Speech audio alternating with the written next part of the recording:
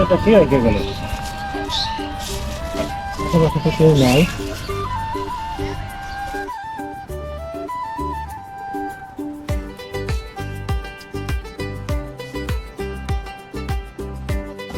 খেয়ে রাখি গেল।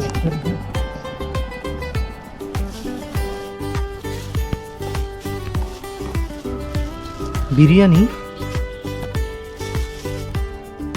কমলা, আপেল, জুস, পানি,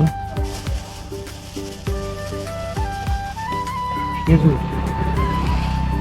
এত কিছু।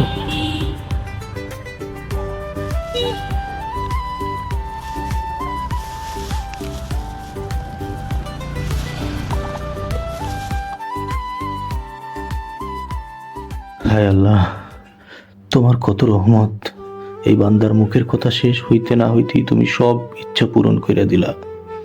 মাইয়াডারে মিশা কথা কইছিলাম ইফতারিতে এইগুলা খামো।